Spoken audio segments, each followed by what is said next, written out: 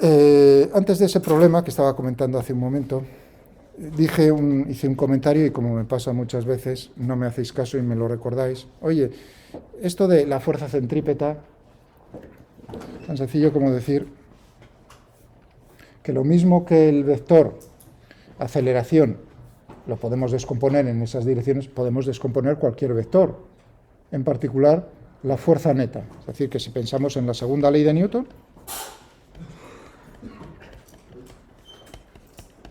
fuerza neta igual a la masa por la aceleración. Tenemos ahí. Esto lo podemos descomponer. Ahora os estoy en componentes cartesianas, en un problema, y a ver si tenemos suerte de que se deje resolver en cartesianas, o, por ejemplo, cartesianas,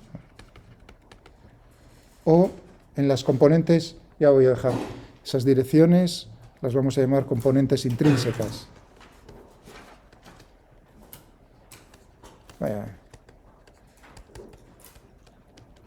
Intrínsecas al movimiento. De tal manera que uno diría, vamos a pensar en el plano, para que no os liéis, porque claro, es tridimensional, uno diría, oye, ¿lo veis ahí? Es una pregunta que ya haría un poco de daño, decir, ¿no? Oye, Miguel, en cartesianas tenemos tres, ¿no? Tres componentes. Las intrínsecas, aquí me has mostrado dos. Por supuesto, tienen que ser tres. El eje Z, en el caso, ¿no veis? Tenemos el movimiento circular, el eje Z sería la tercera componente.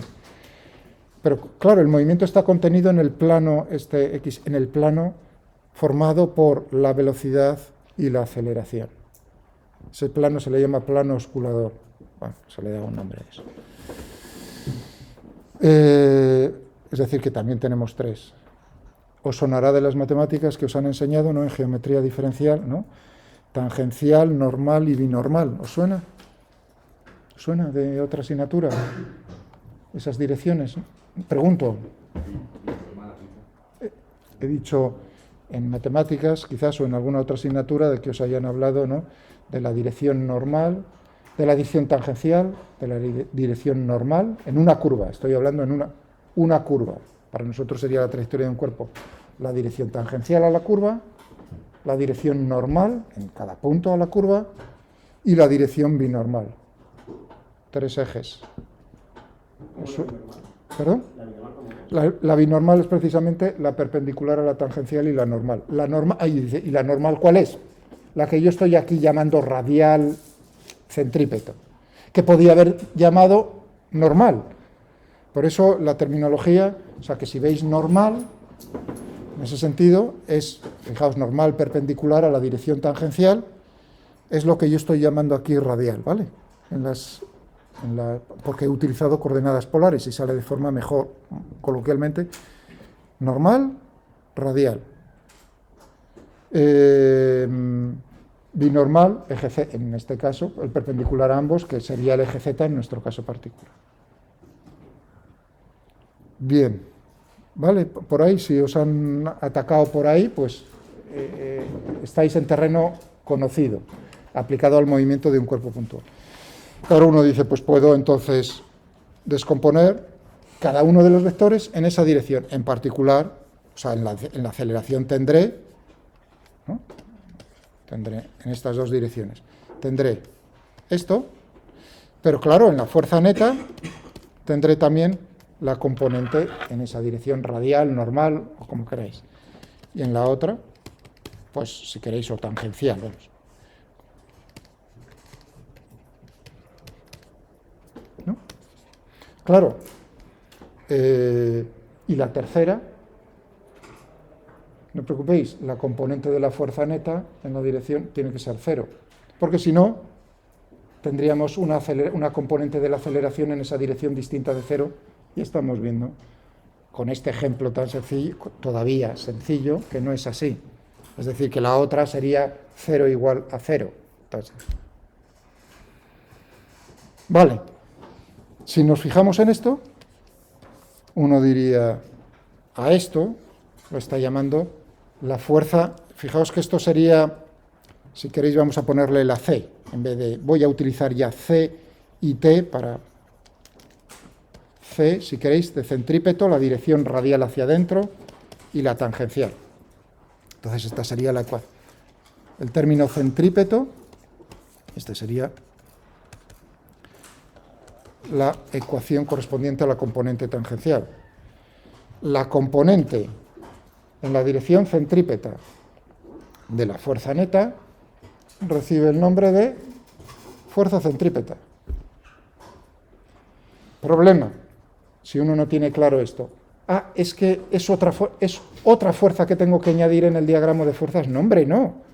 Es tan sencillo, tú tienes las fuerzas, las dibujas en tu diagrama, las sumas vectorialmente y la componente en esa dirección del espacio la llamas fuerza centrípeta. Que da la casualidad que en esa dirección solamente la componente en esa dirección es responsable una fuerza, pues entonces coloquialmente dices, esa fuerza es la fuerza centrípeta, pero no añades una fuerza más, porque no existe, es hablar de la componente de la suma de las fuerzas. ¿Está eso claro? Lo mismo que en este término sería la componente tangencial de la fuerza neta. Pero el problema viene más bien porque uno dice fuerza centrípeta, tendré que dibujar una fuerza más, porque ahí no es un movimiento circular, tendré ahí, por ejemplo, tirando con una cuerda, ¿no? Tiro con una cuerda desde aquí, de una bolita, ¿no? Y lo hago girar, digo, pues, ¿de acuerdo? Por ejemplo, en este caso, en una mesa horizontal, cojo una bolita y le ato una cuerda. Y en un extremo de la cuerda fijo a la mesa y la bolita le pego un empujón de tal manera que la trayectoria es circular. Diagrama de fuerzas para la bolita, tendríamos la gravedad, la fuerza normal sin rozamientos, entonces normal, gravedad, peso, y ¿cuál tendríamos? La tensión en la cuerda. Al ser una mesa horizontal, movimiento en esa ligadura, en ese plano horizontal, la normal y el peso se anulan. Es decir, que realmente la fuerza neta va a ser simplemente la tensión. Claro, ¿y hacia dónde está apuntando? Está apuntando hacia el centro de la trayectoria circular. Por lo tanto, la tensión es la fuerza centrípeta, es la responsable de la componente de la fuerza en esa dirección. ¿Se entiende lo que acabo de decir? Vale, estupendo, pues eso se quita. Nada de poner la tensión y además una fuerza centrípeta, porque entonces has metido la pata. Problema aplicado de esto. Ejemplo. Vamos a llamarlo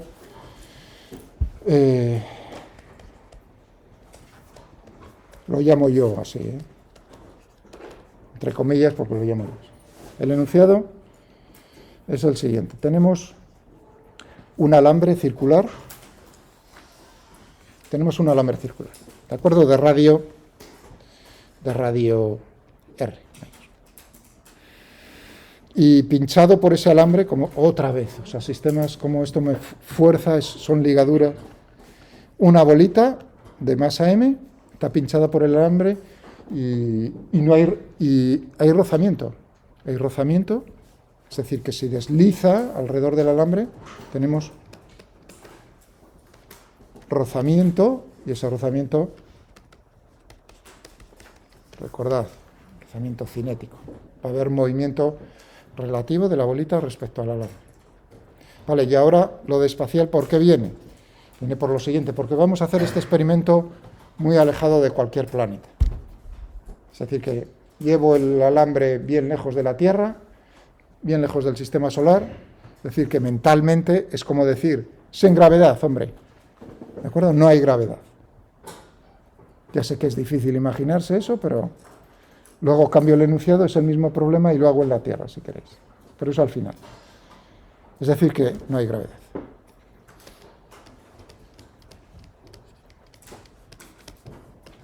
Me dicen cómo es el rozamiento cinético, el coeficiente de rozamiento cinético. Me dicen que le doy un pequeño empujón inicial, es decir, que la velocidad inicial, por supuesto, tiene que ser tangente a la trayectoria, v0. Pego, paf, con el dedo, pam. Entonces me preguntan cuánto tiempo en esas condiciones, ¿Cuánto tiempo tarda en... Voy a ser malo. ¿Cuánto tiempo tarda en pararse la bolita?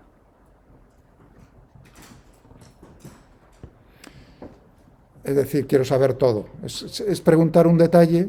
En estos problemas siempre preguntas algo. Realmente estás preguntando, lo tienen que resolver o lo tenemos que resolver. Cuando lo resuelvas vas a saber todo. Preguntas algo, pero realmente estás diciendo, resuelve el problema, a ver cómo es el movimiento. Resuelve el movimiento y entonces en particular podrás contestar a la pregunta que te he hecho, ¿cuánto tiempo? Es decir, cuánto tiempo tiene que pasar. Si este es el instante t igual a 0, pues, a ver. Pensadlo un momento, ¿qué os parece? 2 minutos. O hay 30. Hay rozamiento cinético. Dije... ¿Y sabes el valor del rozamiento? Me dicen, o sea, datos, vale. Datos, para que quede más claro. Me están diciendo R, me están diciendo M, me están diciendo mu cinético y me están diciendo VC. Pongo signo de vector porque me da igual en una posición que en otra. Estos son los datos. Que os doy números, pues a lo mejor os gustaría más, pero no doy números esta vez. Y la pregunta es, estos son todos nuestros... Bueno, o sea, hay más información, sin gravedad. Y ahora, el alambre es un sistema de referencia inercial, si queréis lo digo para que no haya... Iba a callármelo, pero digo, bueno, a ver si me lo preguntan, digo, no hay problema en que apliquéis las leyes de Newton, normalitas, suma de fuerzas reales igual a masa por aceleración. A ver si sois capaces, primero, de intentar resolverlo, y lo discutimos. Había dicho, pensaba, y 29, hay 31. 2 minutos, 3 minutos. Sin gravedad no hay normal tampoco. ¿Perdón? ¿No hay? Sin gravedad no hay normal. Ya estoy en el tiempo de pensamiento vuestro. Eso es, tenéis que tomar nota de las dudas. Intentadlo, o sea, que lo voy a contestar al final. O sea, cuando me ponga yo... Entonces, esas preguntas también tomad nota, decir, es lo que tiene que, al enfrentarse uno a un problema, decir, y esto no estoy seguro. No sé, quizás sí, quizás no. Voy a preguntar.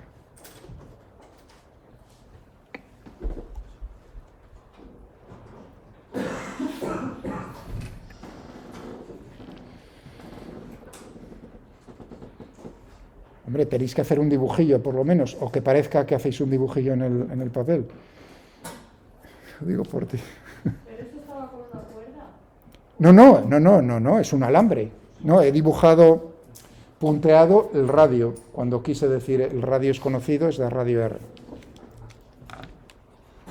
Vamos a poner. No sé qué me sonó. El radio. El radio es conocido.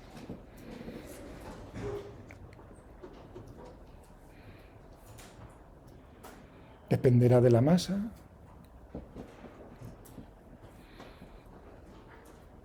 Esos son los datos, en principio. La respuesta tiene que venir en función de los datos.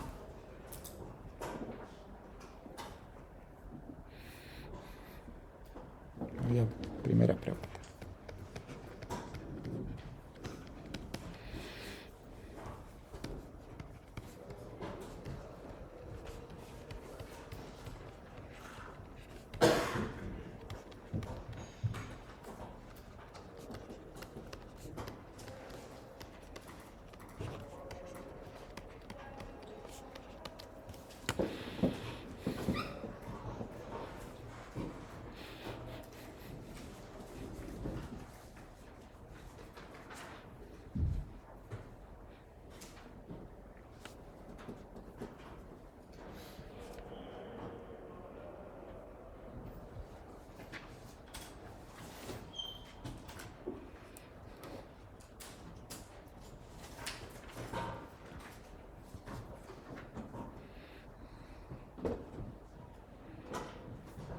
Podéis hablarlo entre vosotros, ¿eh? Que estáis... O sea, que no...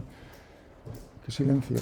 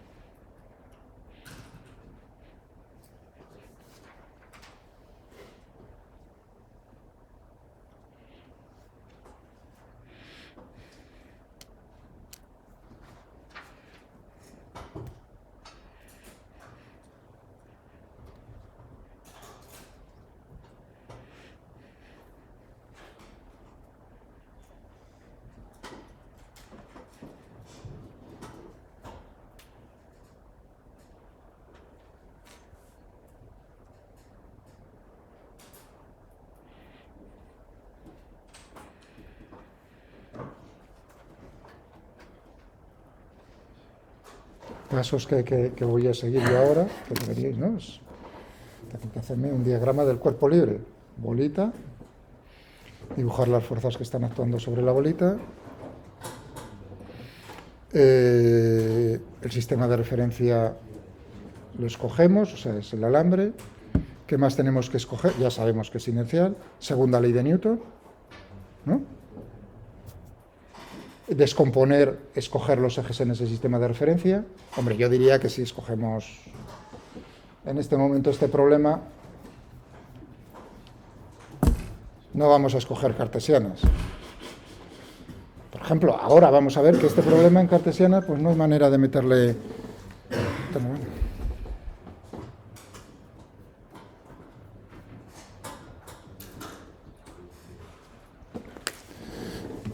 Por ahora...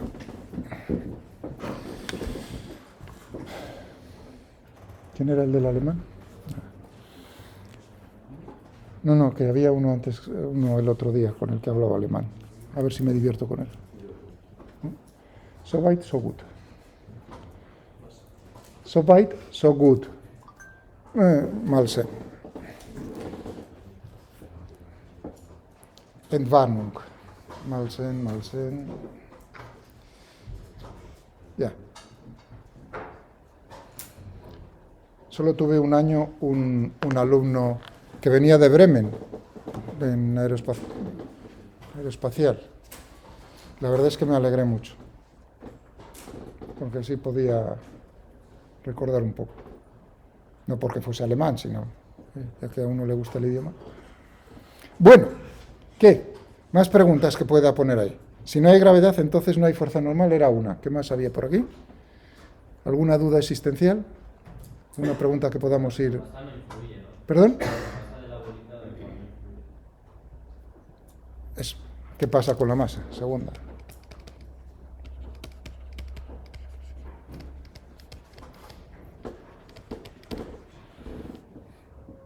¿Alguien más?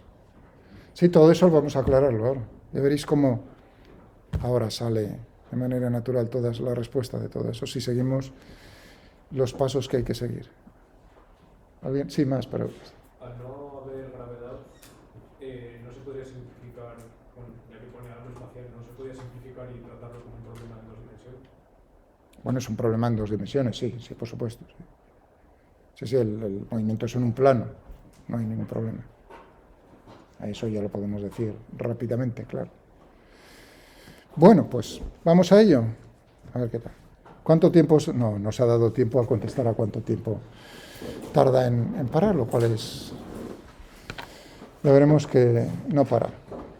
Pero eso es una afirmación. Bueno, diagrama.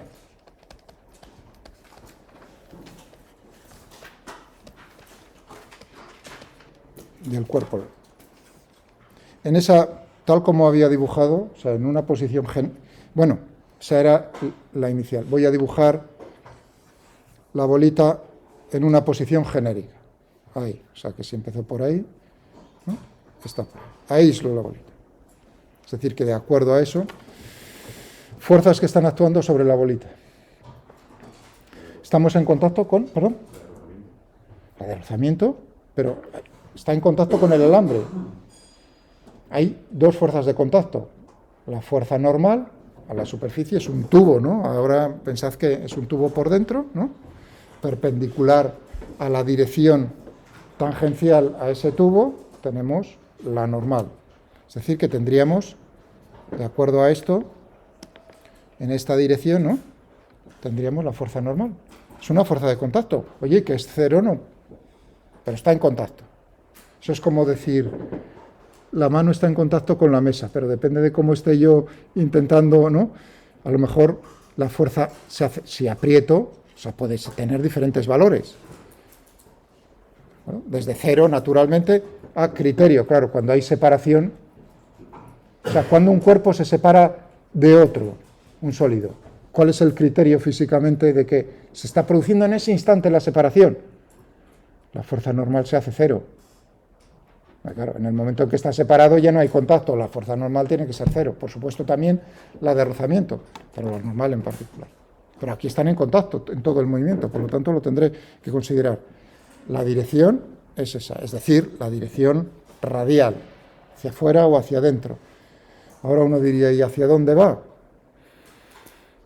Podría dibujarlo hacia afuera o hacia adentro, da igual, porque la respuesta te lo va a dar luego el signo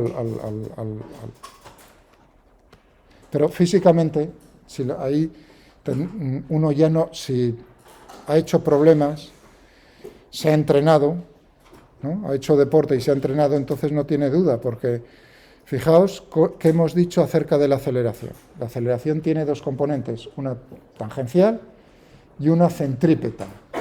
Es decir, que si yo dibujase aquí una fuerza hacia afuera, ¿no?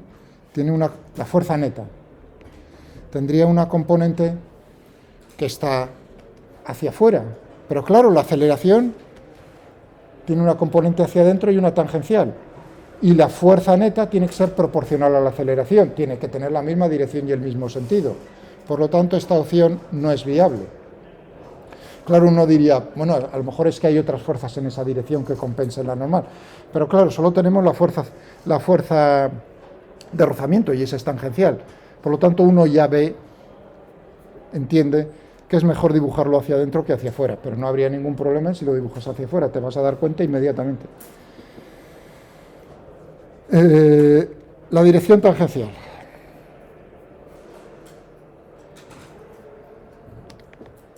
Aquí tendremos Muy bien, se está moviendo. ¿Hacia dónde se están moviendo los ejes? Voy a poner los ejes. El centrípeto hacia adentro. El tangencial. ¿Por qué en ese sentido y no en el sentido contrario? Porque yo he dicho que le he pegado el empujón de esta manera. Es decir, que se está moviendo en el sentido antihorario. Y como veis, en la dirección tangencial, en el eje tangencial que correspondía al vector unitario θ, teníamos que ver hacia dónde se estaba moviendo el cuerpo. ¿En qué sentido? El sentido en que se estaba moviendo. Por lo tanto, aquí, si estamos viéndolo, se mueve en sentido antihorario, no queda más remedio que este sea la dirección que están haciendo. Bueno, una de las fuerzas y la otra, entonces uno diría, porque lo necesito para, no sé qué dibujar, utilizar marrón. Bueno, vamos a utilizarlo. La fuerza de rozamiento se opone al movimiento, por lo tanto,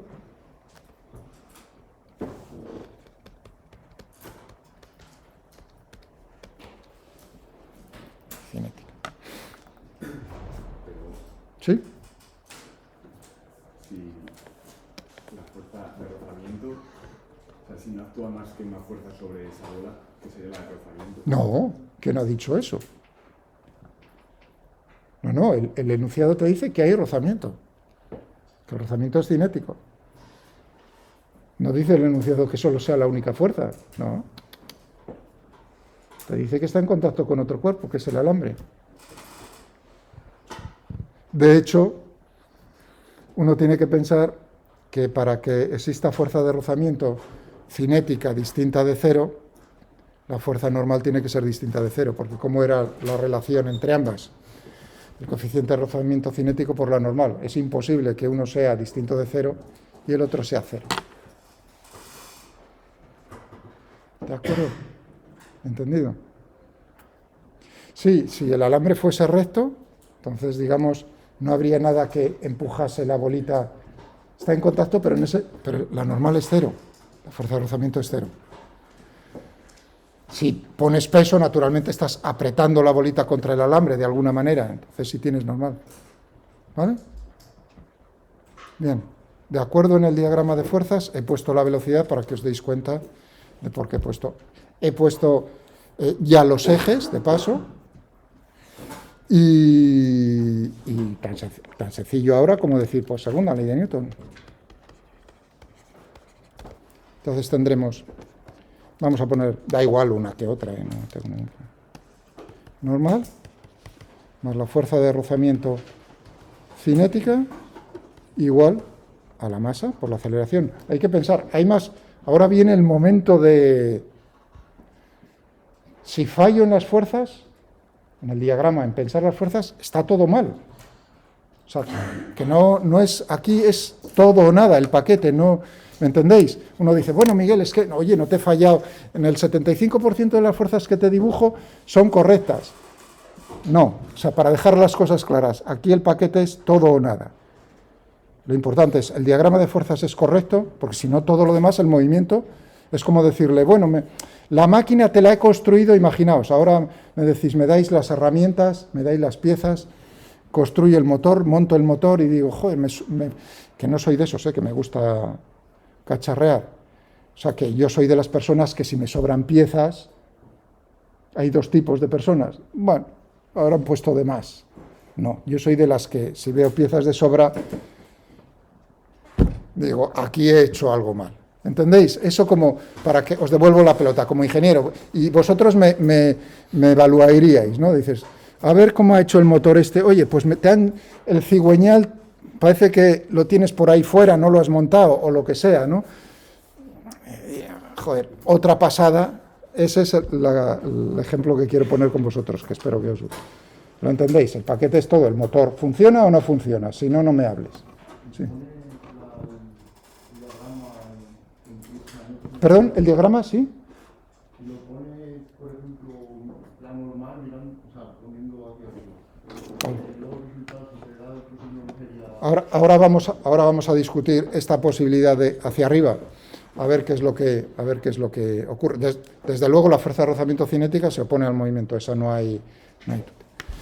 Vamos a ver cómo sería la aceleración para contestar a la pregunta de vuestro compañero. Uno dice, la aceleración va a tener una componente tangencial y una componente centrípeta. Es decir, que puede ser un vector, que no sé ya en qué color dibujar, que se vea. Puede ser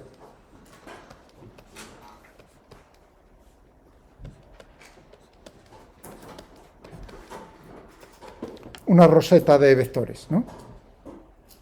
Esto para la aceleración. ¿Cuál de todas estas posibilidades no es, o sea, de estas posibilidades, de estos vectores que he dibujado yo no son ciertos? Uno dice, si tienes que tener hacia adentro, tienes, este podrá ser, este podrá ser, este podrá ser, este quizás puede ser justo, ¿por qué? O sea, porque he dicho justo, si V, el módulo de la velocidad es 0, estrictamente, la componente centrípeta es 0, o sea que tampoco voy a excluir, son casos extremos, pero no los puedo. Pero desde luego, este y este, todo lo que vaya hacia afuera,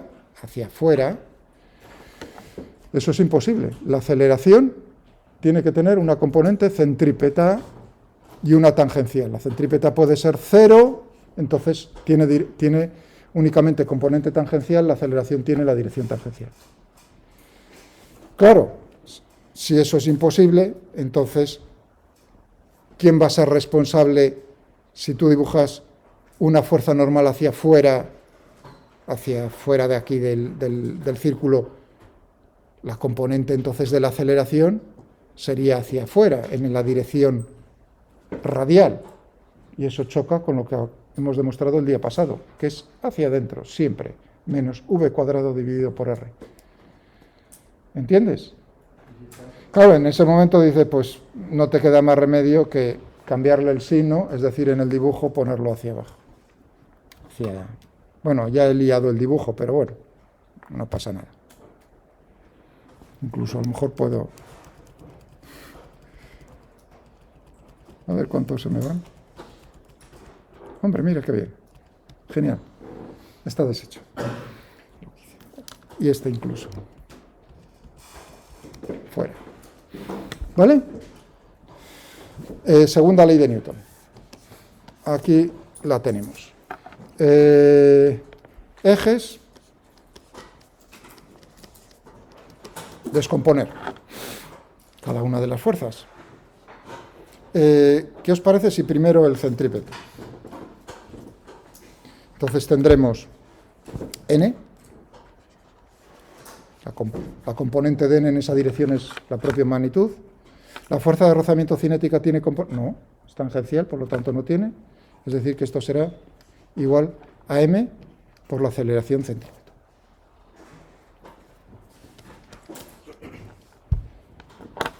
Si no, en lo que decía vuestro compañero, si yo estoy cogiendo, tendría aquí un menos, porque estaría apuntando hacia afuera y estoy tomando como positivo hacia dentro, centrípeto. ¿De acuerdo? Ahí es donde uno dice, bueno, pues ya lo tienes, tiene que ser... Vale, en la dirección, bueno, y más, pero nosotros sabemos cuánto vale la aceleración centrípeta, n.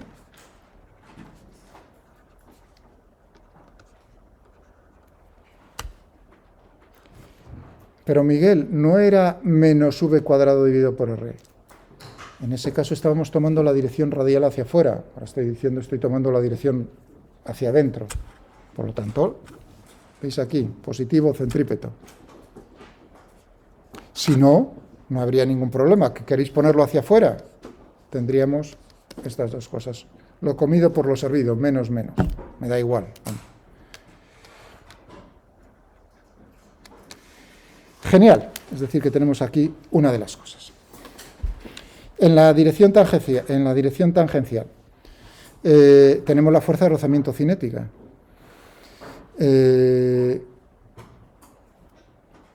¿Cuánto vale? ¿Mu cinético? ¿No? A ver, tened cuidado con lo que voy a hacer ahora. Por lo normal. La masa por la aceleración tangencial. A ver, ya hay algo mal desde el principio. Exactamente, ese es un error muy típico, es decir, cuidado. ¿Habéis notado que insistí mucho en el sentido del eje tangencial ahí? ¿Y hacia dónde está actuando la fuerza de rozamiento cinética? El eje tangencial tiene el sentido de la velocidad, cómo se está moviendo. Claro, y el otro se opone. Por lo tanto, la descomposición es bien clara, menos. La magnitud es todo esto. La componente en esa dirección es negativa, ya que estoy tomando como positivo hacia ella. Masa por la aceleración tangencial. Ahí no hay que hacerse trucos en el solitario. Aquí tendríamos el menos. Uno diría, ¿y no le metes el menos en el otro? No, porque precisamente la aceleración tangencial es lo que quieres deducir, es la incógnita. Va a aumentar la velocidad, todo el mundo entiende en este problema que la velocidad va a disminuir, que hay rozamiento cinético, pero te lo tiene que decir el resultado de aplicar las leyes de Newton, no adelantarte, porque si no es cuando metes otra vez la pata. Ese es un resultado que uno dice intuitivamente tiene que ser así. Vamos a comprobarlo, no te hagas truco, no te hagas... Es decir, que tenemos esto y esto. La normal es una incógnita que podemos eliminar. Tenemos aquí dos ecuaciones, vamos a ir más lento. Un sistema de dos ecuaciones con dos incógnitas. Podría haber sido de tres ecuaciones con tres incógnitas si yo hubiese dejado aquí fuerza de rozamiento cinética. Ahí ya lo sustituí. Tendría la tercera, que sería fuerza de rozamiento cinética, coeficiente de rozamiento cinético por la normal. Lo simplifiqué ya directamente. Dos ecuaciones, dos incógnitas. N y V. Ambas son funciones. O sea, que las incógnitas son funciones del tiempo. Aquí no estoy poniendo signo de vector, estoy poniendo la magnitud de cada uno de ellos. Claro, la que nos interesa es la velocidad en función del tiempo, la magnitud de la velocidad. Problema muy sencillo en el sentido de que aquí eliminar la normal está chupado. Y yo creo que lo voy a hacer aquí.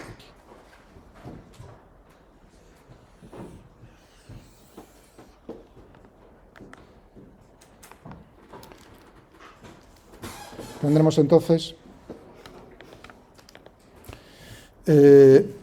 sustituyo, meto aquí en la n, menos mu cinético, la normal, m, v al cuadrado, dividido por r, igual a m, por la derivada de la magnitud de la velocidad. Ya respondemos, aquí uno dice, la velocidad es independiente, que es lo que nos preguntaban, es independiente de si tiene mucha o poca masa, me da igual. Se va a comportar de la misma manera.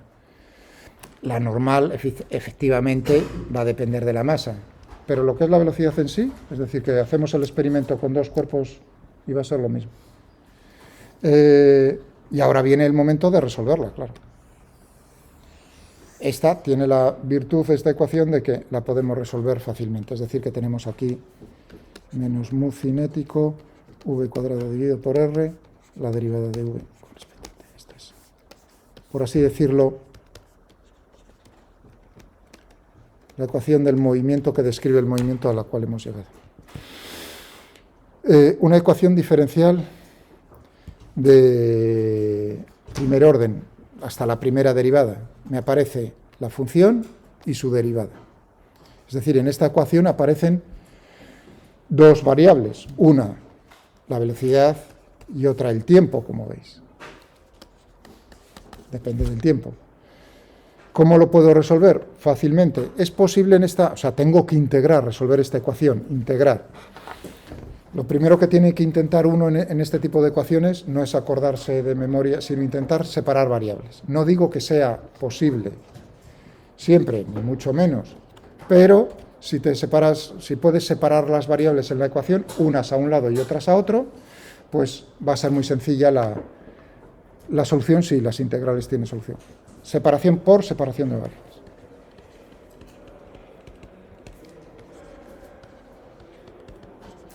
He dicho la velocidad y el tiempo. Claro, paso unas a un lado, por ejemplo, paso el tiempo menos mu cinético, dividido por r, diferencial de t, igual a, bueno, paso el signo menos también al otro lado, menos diferencial de v dividido por v al cuadrado.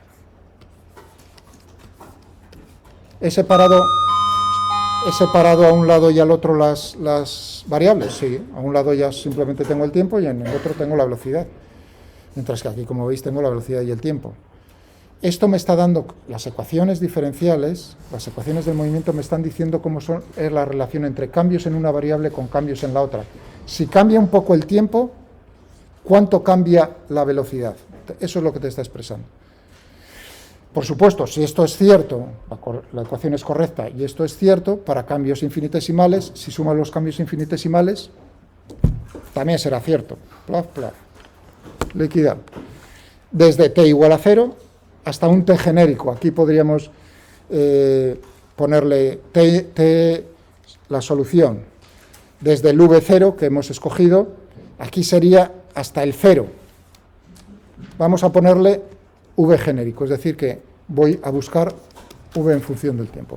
Yo tengo la manía de utilizar, y los de matemáticas no les gusta mucho, poner en los límites de integración, estos libres, digamos, los genéricos de arriba, la misma variable, lo cual estrictamente no es. ¿No? Los de matemáticas ponen otra v diferente, pero bueno, no vamos a ser tan talibanes. ¿Cuál es la cuestión de esta? Pues chupado. La de la izquierda, mu cinético r por el tiempo. Entre 0 y t, t. Y en la de la derecha, ¿qué tenemos? 1 dividido por v. Cuidado aquí entre v0 y v. Es decir, que tendremos aquí 1 dividido por v menos 1 dividido por v0, mu cinético, t dividido por r. La cuestión es despejar esto. Tenemos aquí 1 dividido por v, 1 dividido por v0 más mu cinético por t dividido por r. Le damos, y ahora, cuidado, no me metáis la pata en una tontería como estas, que es la inversa, v, y aquí no me digáis v0 más r dividido por mu cinético por t, es la inversa de todo esto.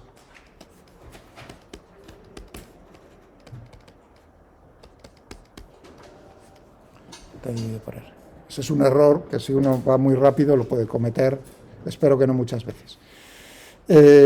Multiplicamos v0 tanto arriba como abajo, entonces tendremos v0, 1 más, tendríamos v0 mu cinético dividido por r y por t. Y esta es La respuesta ahora a nuestra pregunta concreta es ¿cuánto tiempo necesitamos para que esto sea cero? Un tiempo infinito. Es decir, que no se para nunca. Otra pregunta, ¿cuánto tiempo tarda en reducirse a la mitad?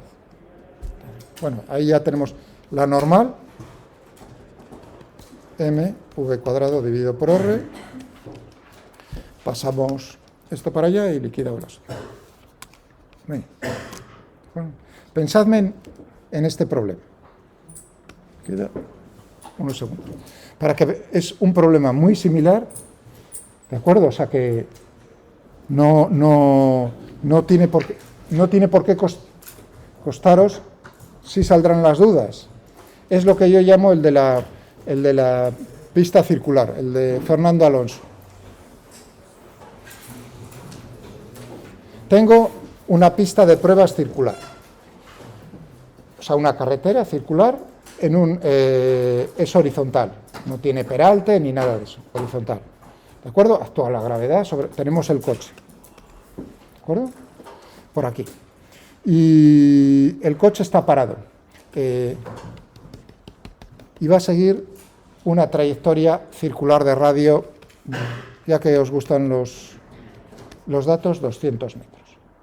¿De acuerdo? Parte me dicen cómo es el coeficiente de rozamiento estático.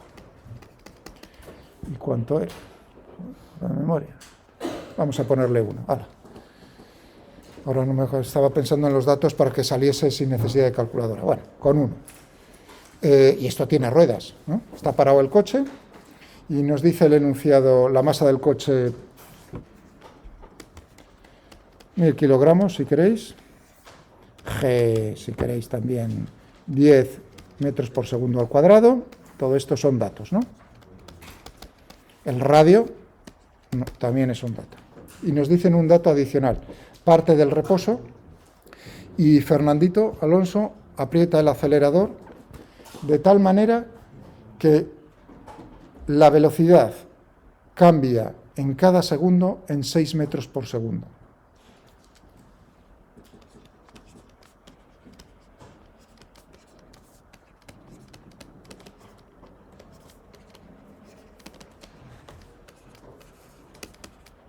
En cada segundo la velocidad cambia en 6 metros por segundo. Perfecto.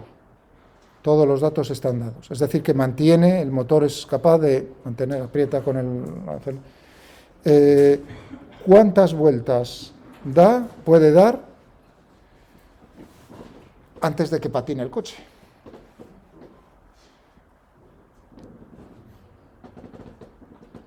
¿De acuerdo? Pregunta. ¿Cuántas vueltas es capaz de dar el conductor con el coche antes de que el coche se le vaya? Es decir, que en este caso, fijaos que las ruedas, antes de que las ruedas patinen, ayuda. Por supuesto, antes de que patine, las ruedas, ¿cómo es el rozamiento entre las ruedas y el suelo? Rozamiento estático. ¿De acuerdo? Muy bien, pues a ver si sois capaces.